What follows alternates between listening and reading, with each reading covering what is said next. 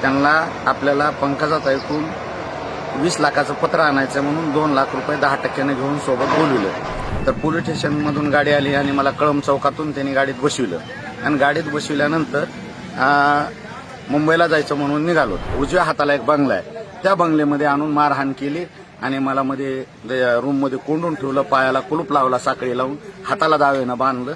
मला सकाळी 5 वाजता आपल्याला मुंबईला जायचं म्हणून त्यांना आपल्याला पंकजात ऐकून 20 लाखाचं पत्र आणायचं म्हणून 2 लाख रुपये 10% घेऊन सोबत बोलविलं आणि कळंब चौकातून गाडी पोलीस स्टेशनच्या गेटमधून आली. गाडी यायली म्हणून गाडीकडे वाट बघत बसलो, तर पोलीस स्टेशनमधून गाडी आली आणि मला कळंब चौकातून त्यांनी गाडीत बसविलं आणि गाडीत बसविल्यानंतर मुंबईला जायचं म्हणून निघालो. निघाल्यानंतर त्यांनी वाटालाच माझं नरड आवळलं दोरीने, पण पॅक आवळलं नाही. मी दोन्ही हात असे मध्ये घालून ठेवलेले होते, त्याच्यामुळं काय झालं नाही. मग त्याच्यानंतर इथं पाठवत्याच्या पुढं जे पेट्रोल पंप बंद पडलेला आहे त्याच्या पुढं आल्यानंतर राईटला उजव्या हाताला एक बंगला आहे, त्या बंगल्यामध्ये आणून मारहाण केली आणि मला मध्ये रूममध्ये कोंडून ठेवलं, पायाला कुलूप लावला साखळी लावून, हाताला दावेनं बांधलं आणि तुझं आता संध्याकाळी बघू काय करायचंय ते. माझ्या खिशेतले 2,07,000 आणि मोबाईलमध्ये माझे 51,000 रुपये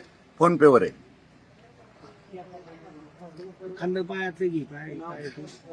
माझं ज्ञानेश्वर गणपती इंगळे, मूळ कळमंबा, राहतो चंदन सावरवाला. माझं बांधकाम आहे, मी असं राहायला केजला आहे.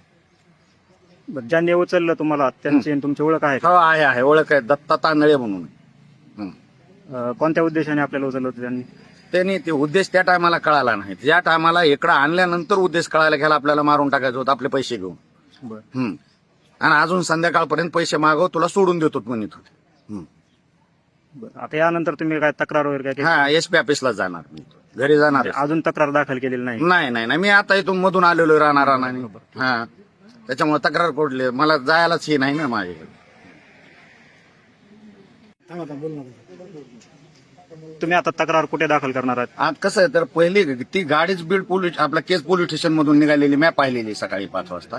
तर केज पोलीस स्टेशनला तक्रार करून त्याचा उपयोग काय? मी बीडला एसपी ऑफिसला तक्रार करणार. केजचे पोलीसच तुम्हाला धरून नाही आले, पोलीसच मॅनेज झालेले होते. हा, पोलीस नव्हते, पण पोलीस स्टेशन मधून गाडी आलेली ना, त्याच्यामुळे पोलीस गाडी कोणाची समजायचं आपण.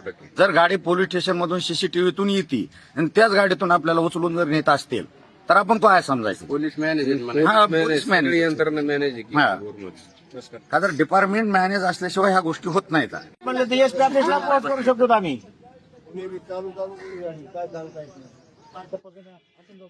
आपण जाऊ ना, येऊ दे ना आपल्या पोलीस किती येऊ दे, काय एवढं आपण